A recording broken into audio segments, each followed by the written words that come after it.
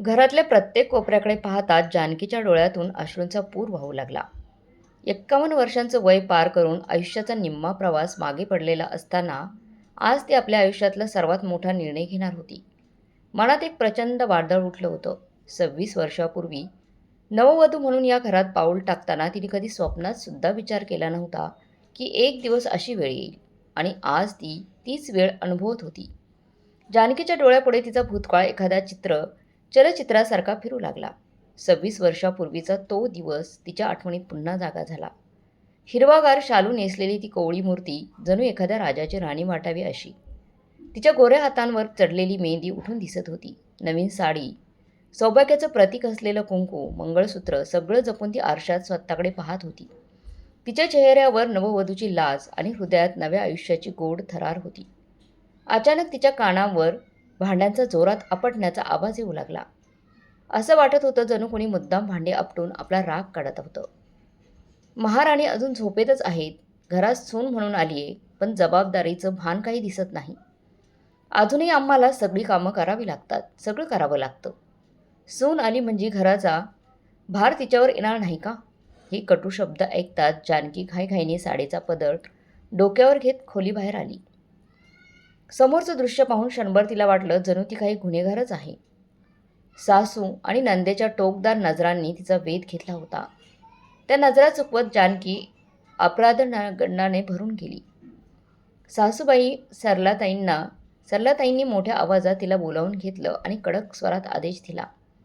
आजपासून स्वयंपाकघर तू सांभाळणार आहेस. या घराची जबाबदारी आता तुझी आहे. ना चेहऱ्यावर प्रेम ना आवाजात माया. जानकीचं मन सुन्न झालं. पण तरी तिनं चेहऱ्यावर हसू आणण्याचा प्रयत्न केला.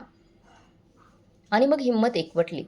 गिरीशशी तिचं लग्न ठरताना त्याचा शांत हसू आणि सौम्य स्वभाव तिच्या मनात घर करून बसला होता. आईबाबांनी धूमधडाक्यात तिचं लग्न लावलं होतं. जानकीला वाटलं होतं की सासरी ती आनंदानं स्वागताला पात्र ठरेल. नवीन सून आली म्हणून सगळे विधी गोडधोड होईल, उत्साह असेल. शेजारापाजारांच्या घरामध्ये जे बघितलं होतं तसंच काहीसं. पण इथे सगळंच उलटं होतं. लग्नाच्या दुसऱ्याच दिवशी तिला स्वयंपाकघरात उभं केलं गेलं. सासूबाईंनी कडक आवाजात तिच्या ड्युट्या सगळ्या सांगितल्या. सकाळच्या चहापासून रात्रीच्या जेवणापर्यंत घरातलं प्रत्येक काम तिच्या वाट्याला आलं होतं. जानकीने कधी एकटीने एवढं काम केलं नव्हतं, पण तिने हार मानली नाही. पहिल्यांदा चहा करून जेव्हा ती सासूबाईंसमोर गेली तेव्हा त्यांनी पहिलाच घोट घेताच थैथयाट केला. हे काय केलंयस? चहा असा बनवतात का? एखादी कामवाली बाईसुद्धा याहून चांगला चहा करते. आई तुम्हाला नसेल आवडला तर मी दुसरा बनवते, जानकी घाबरून म्हणाली. तिने थोडासा हसण्याचा प्रयत्नही केला, पण सासूबाईंच्या पुढील शब्दाने तिचे हातपाय थरथर कापू लागले. मला आता चहा नको, मूडच घालवलास तुझ्या या चहाने. तुझ्या आईने तुला चहा करायला सुद्धा शिकवलं नाही का? असं म्हणत सरलाताईंनी चहाचा कप उचलून जोरात जमिनीवर फेकून दिला. नवविवाहित जानकीच्या मनावर हा अपमान खोल जखमा करत होता. सरलाताई एक कडक आणि खडूस स्वभावाची बाई होती, सासू होती. त्यांच्यासाठी सून म्हणजे एक यंत्र, जी न थकता न चिडचिड करता एकामागोमाग एक काम करत राहणार असणार. चूक करायचा तिला अधिकारच नव्हता आणि जर चूक झालीच तर मग टोमण्यांचा मारा ठरलेलाच असायचा. आमचंच नशीब फुटलं अशी नालायक सून वाटायला आली आमच्या. शिकलेली असूनही काही येत नाही तिला. माझा गिरीश फार मोठी चूक करून बसला हिला निवडून. अशा टोमण्यांचे एक ना अनेक बाण रोजच्या रोज जानकीच्या मनात घुसत होते आणि ती दिवसेंदिवस त्या शब्दांनी आतून उद्ध्वस्त होत चालली होती. नणंद साधना जी वयाने जानकीपेक्षा लहान होती, तिने सुद्धा जानकीला हैराण करण्यात काही कमी सोडली नव्हती. जानकीचं प्रत्येक बोलणं ती वाकवून मुरडून आईसमोर सादर करत असायची आणि त्यामुळेच घरात रोज कुठला ना कुठला तमाशा हमखास रांगायचा. एक दिवस शेजारची काकू घरी आली आणि बोलता बोलता म्हणाली, सरला गिरीशचं लग्न करून तू एक मोठी जबाबदारी पूर्ण केलीस. आता मुलीचं लग्न केव्हा करणार आहेस?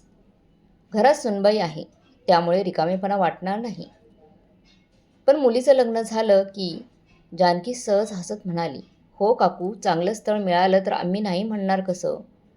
साधनाताईंचे आता वय झालंय ना लग्नाचं.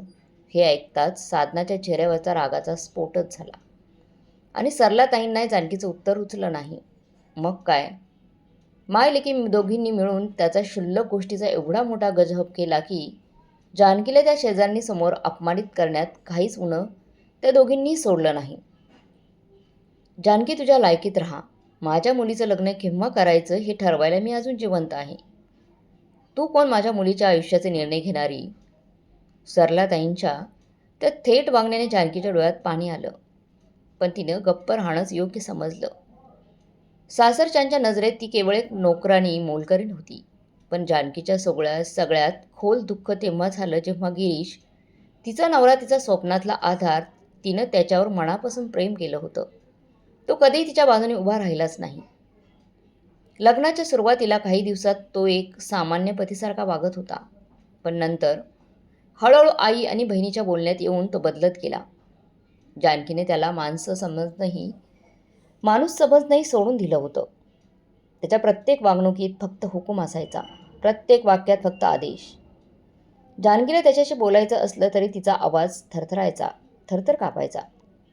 त्याच्या डोळ्यात प्रेम नव्हतं, फक्त एक तिरकस अधिकार होता. आणि तोही असा की ज्यामध्ये ना मायेचं स्थान होतं ना सन्मानाचं. लग्नाला काहीच दिवस झाले होते. जानकीने एके रात्री जेवण तयार करून त्याच्यासमोर वाढलं. त्याने पहिलाच घास घेताच रागाने ताट ढकललं. एवढं मीठ घालायची काय गरज होती? तुला जेवण बनवायची सुद्धा अक्कल नाही का? दिवसभर घरकामात थकलेली जानकी मनात म्हणत होती, थोडं बोलूया, त्यांच्याशी जरा मोकळं होऊया. पण गिरीश घरी येताच रागाच्या धगीने तिच्यावरच जाळ ओतायचा. माफ करा, पुन्हा असं होणार नाही, जानकीने घाबरून थरथर आवाजात म्हटलं. गिरीश थंड स्वरात म्हणाला, पुढच्या वेळेस लक्षात ठेव, नाहीतर माझ्यासारखं वाईट कोणीच नसेल. त्याच्या त्या थंड धारदार शब्दात असा तिरस्कार भरलेला होता की जानकीचं काळीज अक्षरशः धडधडू लागलं. गिरीशचा स्वभाव दिवसेंदिवस अधिक कठोर होत चालला होता. का नाही होणार? संध्याकाळी तो घरी आल्यावर सरळ आईच्या खोलीत जात असायचा, जिथे त्याची आई आणि बहीण जानकीच्या विरुद्ध रोजची मसलत आपण बसलेल्या असायच्या. जानकीच्या प्रत्येक लहान सहान चुकांना तो जाणीवपूर्वक मिर्च मसाला लावून गिरीशसमोर मांडत असत आणि मग गिरीश स्वतःवरचं नियंत्रण गमावत असे. जानकीला हे सगळं समजत होतं. म्हणून एक दिवस तिने ठरवलं, आपण गिरीशशी मनमोकळं बोलावं. पण जसं तिने बोलायला तोंड उघडलं, गिरीश संतापून ओरडला, तुला काय म्हणायचं आहे? माझी आई आणि बहीण चुकत आहे. आई जे काही बोलते ते अगदी बरोबर आहे. तू तुझ्या चुका सुधार आधी, पण त्यांच्या विरोधात मी एक शब्दही ऐकणार नाही. त्याचा आवाज इतका मोठा होता की खोली बाहेरपर्यंत पोहोचला. जानकी हादरून गेली. ती गप्प राहिली आणि अंथरुणावर न बोलता न हलता शांत झोपून गेली. पण ती रात्रभर उशीमध्ये चेहरा खुपसून रडत राहिली. आता जानकीसाठी सासरमधला प्रत्येक दिवस एक परीक्षा बनत चालला होता. काळ पुढे सरकत होता, पण तिचं मन मात्र हळूहळू खचत चाललं. एकेकाळी स्वप्नाच्या दुनियेत रमणारी, हसणारी, खेळकर जानकी आता एक शांत, भयग्रस्त, गप्प बसणारी स्त्री होती. सकाळपासून रात्रीपर्यंत घरकाम, सासूची फरमाईश, नंदेची चिडचिड आणि नवऱ्याची थंड उदासीनता, हे सगळं तिच्या नाजूक मनाला तुकडे तुकडे करत होतं. एकदा जानकी आजारी पडली. तापाने अंग फणफणत होतं, डोळ्यांवर झोपेचं ओझं होतं. ती पलंगावर निस्तेज पडली होती. तेव्हा सासू खोलीत आली. चेहरा वाकडा तिकडा करून अशा नजरेने पाहिलं जणू जानकीनं काही गंभीर अपराधच केला होता. काय झालं सुनबाई, कसल्या आनंदात विश्रांती घेताय? ती उपराधिक स्वरात म्हणाली. आई, तब्येत बरी नाहीये, ताप आहे आणि अंग खूप दुखतंय, जानकी हळू आवाजात म्हणाली. अगं, एवढंसा तापच तर आहे. आमच्या काळात तर प्रचंड तापात सुद्धा आम्ही सगळी कामं करत होतो. घर सांभाळायचं, लेकरं वाढवायची. ह्या आजकालच्या मुलींना तर काही झालं की लगेच कारणं शोधायला सुटतात. जानकी काही बोलणार इतक्यात तिचा आवाज गळ्यातच अडकून थांबला. तेवढ्यात गिरीश खोलीत आला. त्याने जानकीकडे एक नजर टाकली आणि काही न बोलता मोबाईलच्या स्क्रीनमध्ये हरवून गेला. अगं, अगदी दुखतंय, उठवत नाहीये, तापाच्या गोळ्या घेतल्या पण काही उपयोग नाही. डॉक्टरांकडे जायचं का? जानकीने शेवटचा प्रयत्न हळू आवाजात विचारलं. वेळ नाहीये, ऑफिसला उशीर होतोय आणि तसा हा काही मोठा आजार नाहीये. आधी सगळी कामं पूर्ण कर. आता तरी माझ्यासाठी नाश्ता बनव. आईसुद्धा कधीपासून वाट बघते, असं म्हणून तो आंघोळीसाठी निघून गेला. जानकीच्या मनातल्या आशेचे जे काही उरले सुरले कण होते तेही आता त्या क्षणी पूर्णपणे विरून गेले. तिने स्वतःला सावरलं आणि स्वयंपाकघरात जाऊन चपात्या बनवायला सुरुवात केली. डोकं गरगरत होतं, पण काम तर करावंच लागणार होतं. डोळ्यातलं पाणी गालावरून शांतपणे उघडत होतं. त्या दिवसानंतर जानकीने तक्रार करणं सोडून दिलं. आता ती काही न बोलता फक्त राबत होती. स्वयंपाक, झाडू, फरशी, भांडी, कपडे, एका यंत्रासारखं कामं करत होती. कधी कधी थकून थोडा वेळ बसायची तर सासूबाई लगेच आवाज देऊन एखादं काम सांगायच्या. जेव्हा जानकी तिच्या आईशी फोनवर बोलायची तेव्हा घरातले सगळे तिला अशा नजरेने बघायचे जणू ती एखादा गुन्हा करत आहे. तिचे स्वतःचं घर होतं पण तिथे तिचा एकही कोपरा तिला स्वतःचा वाटत नव्हता. एकदा सासूबाई, नणंद आणि गिरीश एका नातेवाईकांकडे गेले होते. जानकी घरी एकटीच होती. तिने तिच्या आईला फोन केला. तिचा कंठ दाटून आला होता. आई, मी खूप थकून गेली गं. इथे मला कोणीही समजून घेत नाही. माझा नवरासुद्धा माझं काहीच ऐकत नाही. फोनच्या दुसऱ्या टोकाला काही क्षण शांतता होती. मग आईने दीर्घ श्वास घेत हळूवार आवाजात उत्तर दिलं. जानकी बाळा, लग्न म्हणजे फक्त सोन्याचा संसार नव्हे. एकच गोष्ट असते जी नवरा बायकोला खऱ्या अर्थाने जोडते आणि ती म्हणजे मूल. जेव्हा तू गिरीशच्या बाळाच्या आई होशील ना तेव्हा सगळं बदलून जाईल. गिरीशचं मनही बदलेल बघ आणि सासू नणंद तुझी किंमत करायला लागतील. आईच्या बोलण्यात वेदनाही होती आणि आशाही.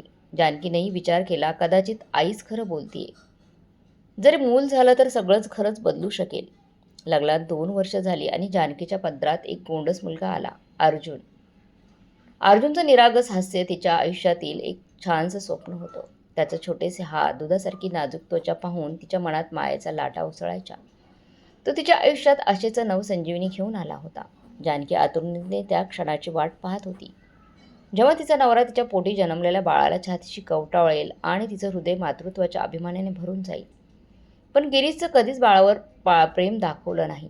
रात्री अर्जुन रडायचा तेव्हा तो चिडून म्हणायचा, तू याला शांत का करत नाहीस? मला सकाळी ऑफिसला जायचं असतं. जानकी शांतपणे बाळाला उचलून झोपण्याचा प्रयत्न करत राहायची. अनेकदा ती रात्रभर जागी असायची, पण गिरीशसाठी न जानकीचं महत्त्व होतं ना अर्जुनचं. सासूबाईसुद्धा अर्जुनच्या रडण्यावर चिडून म्हणायच्या, रात्रभर मुलगा रडतोय आणि ही महाराणी फक्त आराम करते. हिला बाळ सांभाळता पण येत नाही.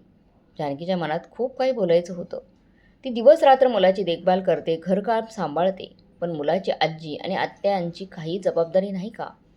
पण हे सगळं तिच्या मनातच राहायचं. मनातल्या मनात घुसमडत ती गप्प बसायची. लग्नाला 2 वर्ष झाली होती, पण गिरीशने तिला कधी 1 रुपयाही मनमोकळेपणाने खर्चायला दिला नव्हता. तो आपल्या कमाईतून थोडेसे पैसे स्वतःजवळ ठेवायचा आणि उरलेले सरळ आईच्या हाती द्यायचा. जानकीला काही हवं असेल तर गिरीशचा थंड आवाज तिच्या मनावर घाव करत असे. आईकडून माग. आईसमोर हात पसरायचा अपमान ती रोज सहन करत होती. पण तिच्याकडे दुसरा मार्गही नव्हता. सरलाताई पैसे देतानाही चेहरा चढवून विचारायच्या, कशासाठी हवेत पैसे तुला? काय घेणार आहेस त्या पैशांनी? जानकीला वाटायचं ती जणू भीक मागत आहे. हळूहळू तिने पैसे मागणंच बंद केलं. अर्जुनसाठी लागणाऱ्या वस्तू, कपडे सगळं बाहेरून यायचं. पण मनाच्या एका कोपऱ्यात तिला वाटायचं, एक दिवस तरी गिरीश आपुलकीने प्रेमाने आपल्या मुलासाठी काहीतरी घेऊन येईल. पण गिरीश तसला नव्हताच. त्याने कधी आपल्या मुलासाठी एक छोटंसं खेळणंही आणलं नव्हतं. एक दिवस अर्जुन अचानक आजारी पडला. जानकी घाबरून गेली. डॉक्टरांकडे न्यायचं होतं, पण गिरीश म्हणाला, माझ्याकडे वेळ नाही. जानकीजवळ काहीच नव्हतं, ना पैसे ना आधार. ती धाडस करून गिरीशला म्हणाली, अर्जुनला डॉक्टरकडे मी घेऊन जाते, फक्त औषधांसाठी थोडे पैसे द्या. पण गिरीश मोबाईलवर नजर ठेवून म्हणाला, आईकडून घे. घराचा सगळा खर्च आईच बघते ना. जानकीचा संयम सुटत होता. ती थरथरत म्हणाली, खर्चासाठी थोडे पैसे तुम्ही मलाही देऊ शकता ना. किती दिवस मी आईंना मागत राहायचं? गिरीचा चेहरा उतरला, आवाज चिघळला, तू माझ्याशी वाद घालू नकोस हां. जे सांगितले तेच कर. जानकीच्या डोळ्यात टचकन पाणी आलं. तिचा कंठ भरून आला. अर्जुन उचलून ती सासूबाईंकडे गेली, पण तिथे टोमणे थांबले नाहीत. आधी नीट काळजी घेतली नाही आणि आता औषधासाठी पैसे हवे आहेत तिला. मागच्या वेळी घेतलेले 100 रुपये काय केले? संपले का? जानकी शरमेने म्हणाली, आई ते फक्त 100 रुपये होते. महागाई किती वाढली आहे. अच्छा, म्हणजे 100 रुपये काहीच नाहीत आता? असं म्हणून सरलाताईंनी कपाट उघडलं. एक 100 रुपयाची नोट बाहेर काढली आणि जानकीकडे देत म्हणाल्या, यापेक्षा जास्त काही मिळणार नाही, त्यातच भागव. जानकीच्या डोळ्यातून अश्रू वाहू लागले. तिने काही न बोलता पैसे घेतले आणि परत आली. अर्जुन तापाने फणफणत होता. पोटदुखीने कुरकुरत होता. त्याला कवटाळून जानकी मोठमोठ्याने रडू लागली. सरलाताईंनी ती नोट देऊन जानकीचा अपमानच केला होता, पण आता ती शांत बसणारी नव्हती. अर्जुनच्या श्वासांची लय बिघडत होती. एका आईसाठी याहून मोठं संकट कोणतं? जानकीने धीर केला, खोलीत गेली. कपाट उघडलं आणि त्या छोट्याशा लॉकरमधून एक सोन्याची अंगठी बाहेर काढली. तिच्या आईने लग्नात दिलेली. अर्जुन पुन्हा रडू लागला. नको बाळा, रडू नकोस, तू लवकर बरा होशील, म्हणत जानकीने प्रेमाने त्याच्या कपाळाचं चुंबन घेतलं. अर्जुनला घेऊन ती घराबाहेर पडली.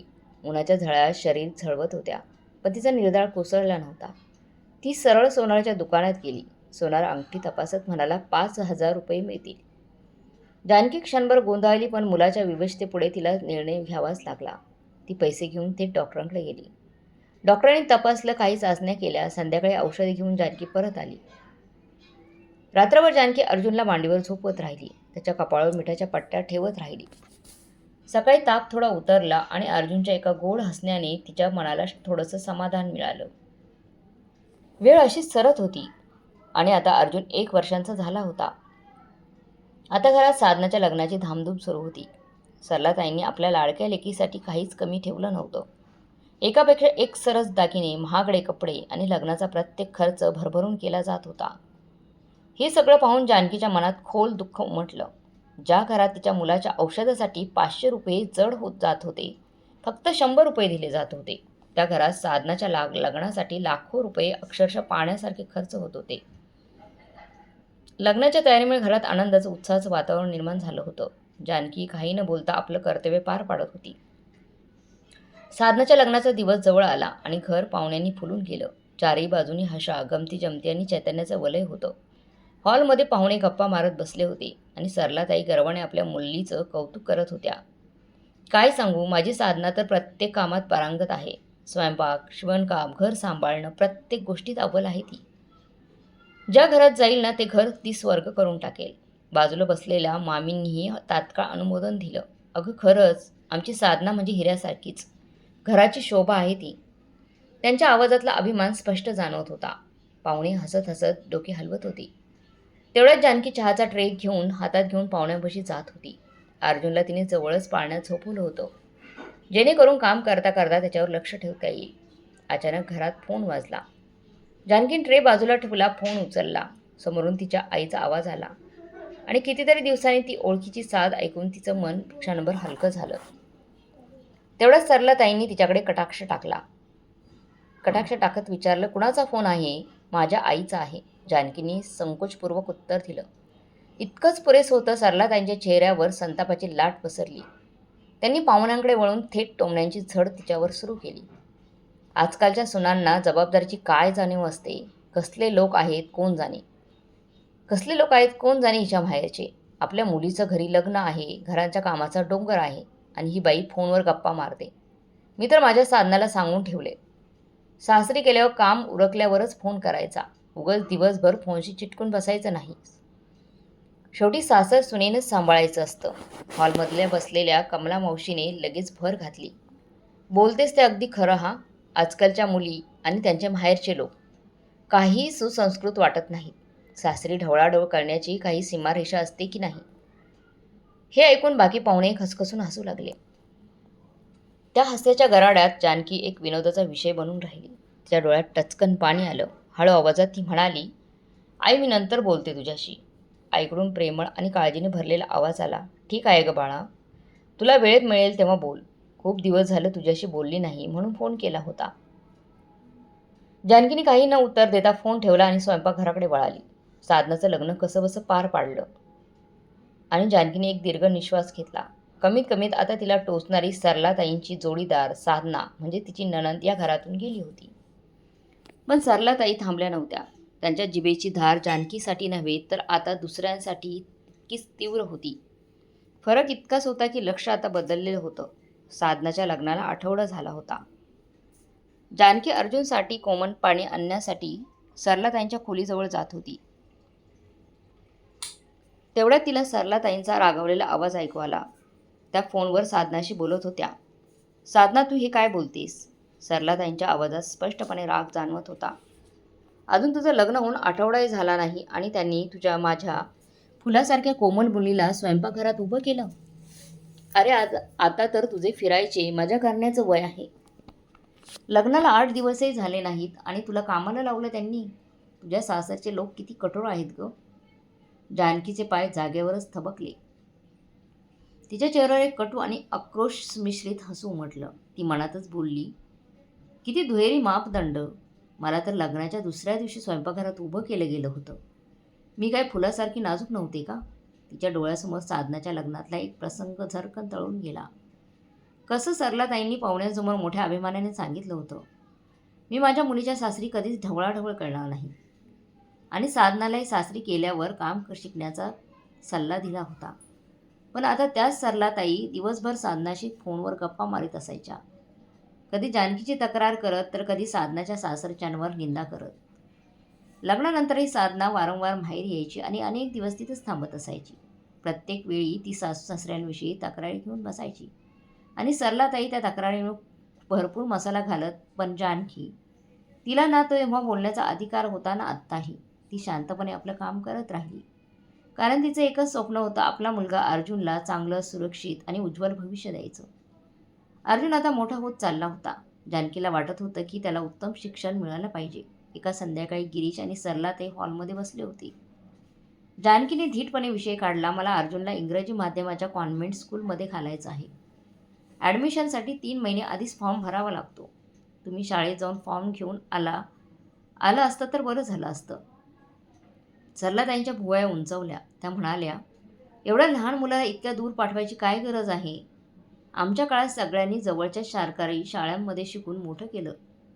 गिरीशने आईचीच बाजू घेतली. हो आई, अगदी बरोबर बोलते आहेस तू.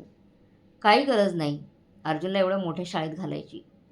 जानकीने ठामपणे सांगितलं, तुम्हाला माझं म्हणणं समजत नाही का? जर मुलाचं भविष्य उज्ज्वल घडवायचं असेल तर त्याला चांगल्या शाळेत शिकवलं पाहिजे. बस खूप झालं हा, काही गरज नाही असल्या चोचल्याची, सरलाताई तावातावाने म्हणाल्या. बोलतेच तर अशी की सगळा खर्च तूच करणार आहेस. खर्चाची काळजी करू नका, मी नोकरी करेल, जानकीने निर्धाराने उत्तर दिलं. हे ऐकताच गिरीशचा पारा चढला. अच्छा, आता तू कामावर जाणार का? मग घरातली कामं कोण करणार? मोलकरीण ठेवायची का? तिला फक्त घरातल्या जबाबदाऱ्यांपासून सुटका हवी आहे. हे काय चाललंय सुनबाई? तू बाहेर मोकाट फिरणार आणि सासू घरात भाकऱ्या थांबणार? पण अर्जुनचं शिक्षण, त्याचं भविष्य. जानकीने धाडस करून बोलण्याचा प्रयत्न केला, पण तिच्या प्रत्येक प्रयत्नावर गिरीशने रागाचा फटका मारला. बस तोंड बंद ठेव, अजून काही ऐकायचं नाही. घरात बसून राहायचं, फार मोठी आलीस नोकरी करणारी. गिरीशचा आवाज घरभर घुमला. तो पाय आपटत घराबाहेर निघून गेला. जानकी तिथे स्तब्ध उभी राहिली. तिच्या मनात विचार घोळत राहिला. आपलं आयुष्य आता याच 4 भिंतींमध्ये कैद होणार, जिथे स्वतःच्या इच्छेने जगण्याचे बोभा नाही, पण मुलाच्या भविष्यासाठी मी कोणतीही तडजोड करणार नाही. दुसऱ्या दिवशी तिने भाजी आणण्याचं निमित्त करत शांतपणे शाळेत जाऊन अर्जुनसाठी ॲडमिशनचा फॉर्म भरून टाकला. काही दिवसांनी जानकीला माहेरी जाण्याची संधी मिळाली. सासरमधून परवानगी घेऊन माहेरी जाणं म्हणजे जणू किंवा काही लढाई जिंकण्यासारखं होतं. कसंबसं 2 दिवसांचा वेळ मिळाला. आई-वडिलांना भेटल्यावर तिचं मन हलकं झालं. त्यांच्या प्रेमळ सहवासाने तिला क्षणभर का होईना पण एक मोकळेपणाचा श्वास घेता आला. त्यांनी तिला शब्दांनी नाही तर नजरेतून समजावून घेतलं. हेच माणसं असतात जे काहीही न मागता फक्त समजून घेतात. खराखुरा आनंद जानकीला तेव्हा मिळाला जेव्हा ती आपल्या बालमैत्रीण राधाला भेटायला गेली. जानकीचं माहेर तर राधाच्या अगदी जवळच होतं आणि राधाही उन्हाळ्याच्या सुट्टीमध्ये माहेरी आली होती. दोघी मैत्रिणी एकत्र बसल्या आणि जुन्या आठवणींमध्ये हरवून गेल्या. शाळेचे दिवस, गल्लीतली धावपळ, लपाछपीचे खेळ, प्रत्येक आठवणीवर दोघी खदखदून हसत होत्या. जानकीचं मन हळूहळू हलकं होऊ लागलं होतं. जरी ती पुन्हा एकदा तीच निष्पाप, बेफिकीर मुलगी झाली होती. पण मनाच्या खोल कप्प्यात तिला सतत जाणवत होतं की हे मोकळेपण फक्त 2 दिवसांचं आहे. कैद्याला शेवटी पुन्हा आपल्या कैदेत परतावंच लागतं. हाच विचार मनात येताच तिच्या चेहऱ्यावर हळूच उदासी पसरली आणि राधा, तिची जीवाभावाची सखी, ती उदासी क्षणात ओळखून म्हणाली, काय झालं गं? बोल ना. तुझ्या मैत्रिणीने सांगणार नाहीस का काय झालंय ते? मैत्रिणीपासून काय लपवायचं? जानकीने हलकंसं हसत विषय टाळण्याचा प्रयत्न केला, पण राधाने हट्टच धरला. शेवटी जानकीचं मन भरून आलं. ती रडत रडत म्हणाली, जर मी स्वतः कमवत असते तर निदान माझ्या मुलाचं आयुष्य तरी सावरलं असतं. तेव्हा राधा तिच्या डोळ्यात बघत हसून म्हणाली, त्यासाठी घरावर जायची गरज नाही. तू घरीच मुलांना शिकवू शकतेस. तुला शिकवण्याचा अनुभव आहे. हिंदी, गणित, इंग्रजी, तुझा प्रत्येक विषय मजबूत होता. तुला ना घरातून बाहेर पडावं लागेल ना अर्जुनकडे दुर्लक्ष होईल. जानकीने हळू आवाजात उत्तर दिलं, तू खरं बोलत आहेस. पण सासरच्याने यावर काहीतरी आक्षेप घेतला तर? माझ्या घरातल्या लोकांना काही कारण लागतं आणि तमाशा सुरूच. तेव्हा राधाने तिचा हात पकडत ठामपणे सांगितलं, जानकी एवढा विचार करत राहिलीस तर तू कधीच कोणतंही पाऊल उचलू शकणार नाहीस. घाबरून जगणं सोडून दे. तुला तुझ्या मुलाचं भविष्य घडवायचं असेल तर आधी स्वतःला उभं करण्याची गरज आहे. दुसऱ्याकडून अपेक्षा ठेवणं सोडून दे. जानकीच्या डोळ्यात क्षणभर चमक आली. पण लगेचच ती म्हणाली, पण जर मला यश मिळालंच नाही तर? मला तर काही माहितीही नाही. राधा हसत म्हणाली, जानकी अगं सुरुवात तरी कर. यश त्याच लोकांना मिळतं जे प्रयत्न करतात. 2 दिवसांनी जानकी बाहेरून सासरी परतली आणि त्या दिवशी तिने धाडस करून सरलाताईंना सांगितलं, आई मी घरी मुलांना शिकवायला सुरुवात करणार आहे. सरलाताईंच्या भुवया उंचावल्या. त्यांच्या चेहऱ्यावर राग स्पष्ट दिसत होता. ट्युशन हे काही नवीन नाटक आहे? त्यांचा आवाज तिखट होता, पण जानकीने शांतपणे उत्तर दिलं, आई मी फक्त संध्याकाळी 2 तास मुलांना शिकवीन. त्यामुळे घरातल्या कामावर किंवा अर्जुनच्या काळजीवर काही परिणाम होणार नाही. जसं आत्तापर्यंत केलं सगळं तसंच सांभाळेन मी घर. सरलाताईंना नकार द्यायचा होता, पण त्यांच्या हातात काही ठोस कारण नव्हतं. त्यामुळे त्या गप्प बसल्या. जानकी मात्र गप्पच आपल्या खोलीत आली. तिच्या मनात एक समाधानाचं, यशाचं पहिलं बीज पेरलं गेलं होतं. त्याच वेळी साधना माहेरी आली होती. लग्नानंतरही ती माहेरच्या प्रत्येक गोष्टीत लक्ष घालत होती. एके दिवशी जानकी स्वयंपाकघरात काम करत असताना साधना दबक्या आवाजात सरलाताईंना म्हणाली, आई तू वहिनींना ट्युशन घेऊ नको असं का नाही सांगितलं? जर त्यांच्या हातात पैसा आला तर त्या स्वतःच्या मर्जीने राहू लागतील. मग तुझं काहीच चालणार नाही घरात. सरलाताईंनी चतुराईने उत्तर दिलं, मी इतकी मूर्ख नाहीये. घरातलं सगळं काम तिच्याकडून करून घेणार आहे. संध्याकाळपर्यंत ती थकून जाईल. एका महिन्यातच तिच्या डोक्यातून पैसे कमावण्याचं ते ट्युशनचं भूत उतरून जाईल. सरलाताईंची रणनीती तयार होती. पूर्वी त्या भाजी निवडणं, कपडे धुणं, कपड्यांच्या घड्या घालणं अशी लहान मोठी कामं करत होत्या.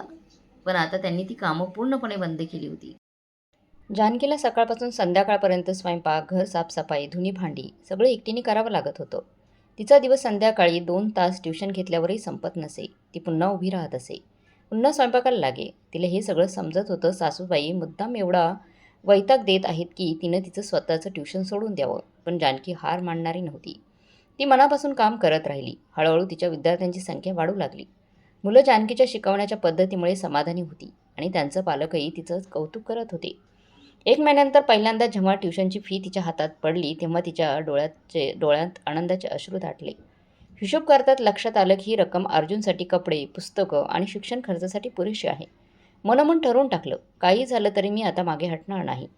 पण सासरी कुठे शांतता होती. साधना आणि सरलाताई दिवसभर बसून तिला टोमणे मारण्यात मग नासायच्या. बघितलंस का आता? शिकवण्याच्या नादात घरातली कामं विसरली ही.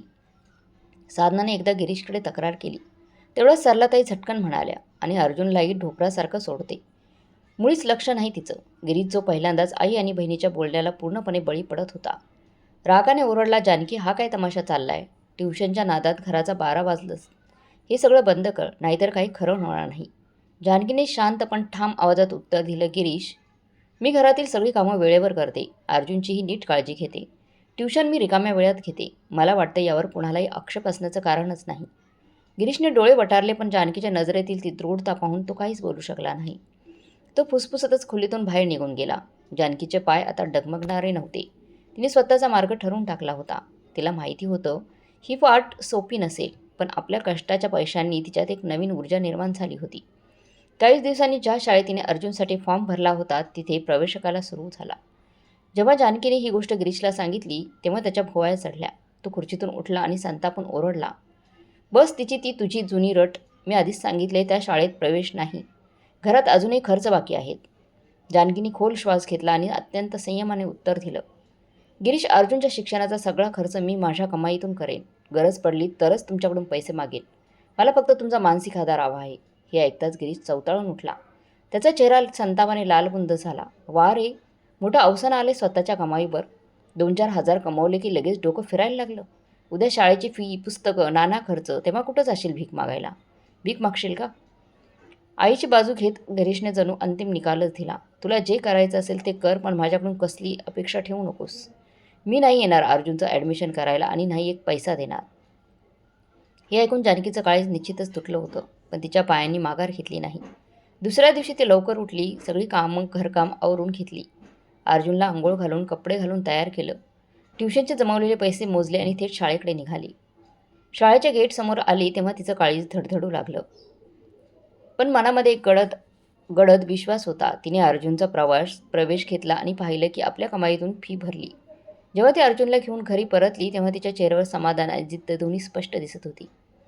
अर्जुन शाळेत जायला लागल्यानंतर जानकीकडे दिवसात अजून थोडा रिकामा वेळ उरायचा.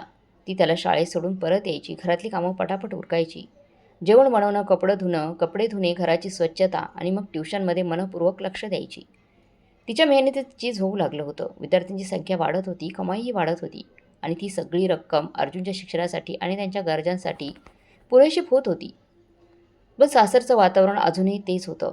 गिरीशला ना जानकीच्या मेहनतीचं कौतुक होतं, ना अर्जुनच्या गरजांचं भान होतं.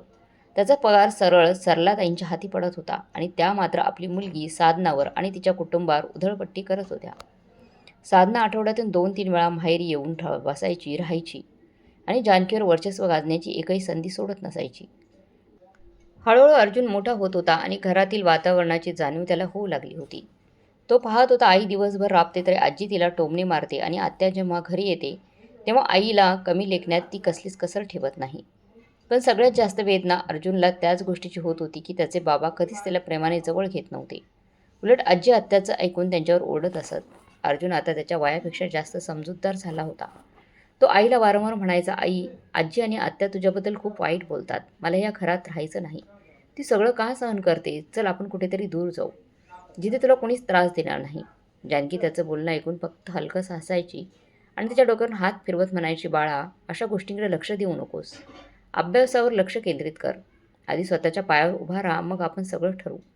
वेळ फार मौल्यवान असतो. तो निघून गेला तर परत मिळत नाही. अर्जुन हे सगळं मनापासून समजून घेत होता.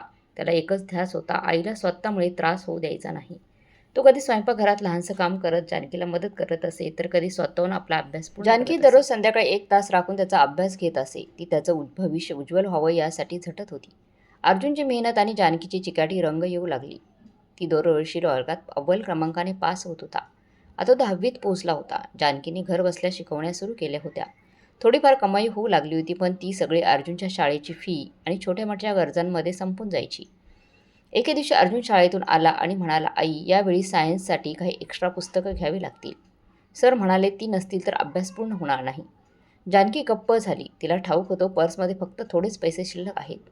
संध्याकाळी बराच वेळ विचार करून तिने गिरीशला विचारलं, अर्जुनला काही पुस्तकं घ्यायची आहेत. थोडे पैसे मिळाले तर बरं होईल. गिरीशने रागाने ओरडत उत्तर दिलं, का? कमवायला लागलीस ना? तेव्हा सांगितलं ना की सगळं स्वतः करू शकतेस. मग आता माझ्याकडे का आलीस पैसे मागायला?